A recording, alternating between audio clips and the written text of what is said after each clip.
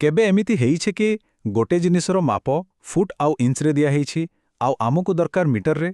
हाँ, आमे समस्ते केबे ना केबे एई दुईटी माप प्रणालीर दुनिया भितरे द्वंद्वरे पड़िछे। तेबे आजिर एही आलोचनारे आसंतु एही दुई दुनियाकू जोड़िबा आउ यूनिट रूपांतरणकू एकदम सहज करिदबा। तेबे मूल प्रश्नटा हेला फुट ना मीटर कोटा व्यवहार करिबा? एइटा खाली दुईटा अलगा अलगा टेप्र कहानी नुहे, बरं दुईटा पूरापूरी भिन्न चिंताधारार कहानी। चलंतु एहा भितरकू टिके गभीर भावे जिबा। अच्छा, प्रथमे आसंतु आमे फुट परिवार सहित परिचित हेबा। आमे एमिति ना देइछे कारण एहाकू मने रखिबा सहज हेबो। एहाकू ही कुहा जाय इंपीरियल सिस्टम। एई जो माप टेप एइटा तो आम समस्तंक पई बहुत परिचित नुहे कि, विशेष करी जेतेबेले घरर किछि काम चली थाए किंबा निजर उच्चता मापिबार थाए। तेबे एथिरे जो फुट आउ इंचर चिन्ह अछि सेइटा ही हेउछि फुट परिवार बा इंपीरियल सिस्टमर मूलदुआ। आउ एई फुट परिवारर सबुटु गुरुत्वपूर्ण संपर्क हेउछि एही संख्याटी 12। हाँ, मने रखंतु गोटिए फुट सबुबेले 12 इंच रे ही तयारी। एइटा जानिबा बहुत जरूरी। जदि टिके बही भाषारे कहिबा ताहले इंपीरियल सिस्टम हेउछि एमिति एक माप प्रणाली जेउथिरे लंब पई फुट आउ ओजन पई पाउंड भली यूनिट व्यवहार हुए।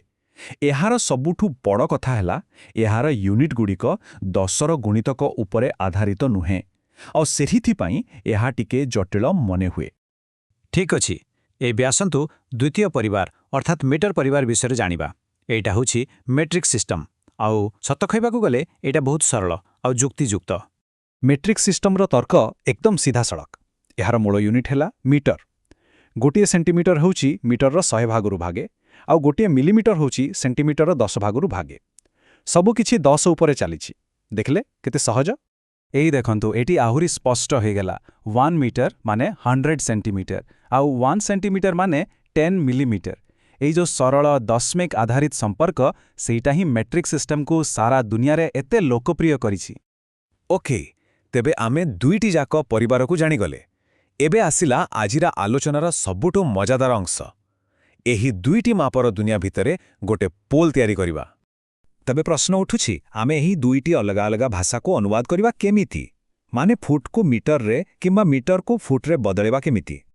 आउ मजार कथा हला एहार उत्तर आम सेई माप टेप रे ही लुचिकी अछि। एई स्लाइड को टिके भल भाबरे देखंतु। एठारे जो 100 सेंटीमीटर चिन्ह अछि जहाकी 1 मीटर सेटा ठीक 39 इंचर टिके परे अछि। एइटा ही हेला हमर प्रथम सूत्र। जदि आमे टेप को आहुरी पाखरु देखिबा ताहले जानि परिबा जे 1 मीटर प्राय 3 फुट आउ 3 और 3/8 इंच सहित समान।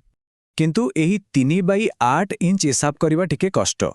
तेणु जेतेबेले गणित व्यवहार करी एहाकू एक सरल दशमिक संख्यारे परिणत करा जाए आमकू मिले 3.28 फुट। एइटा व्यवहार करिबा पई बहुत सहज।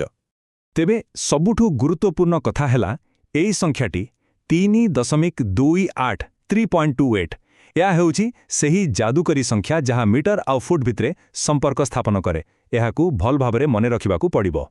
एबे आमे आमर आलोचनार शेष भागरे पहुंची गले।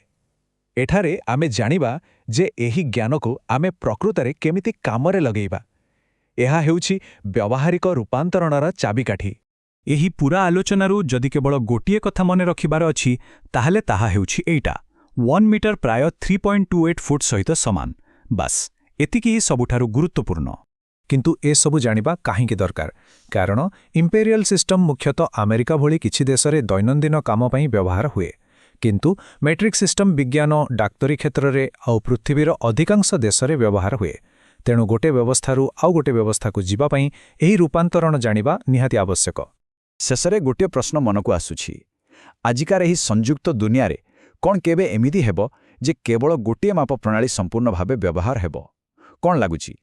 एही प्रश्न सह आमे आजिरो एही आलोचना को एठी शेष करूछे।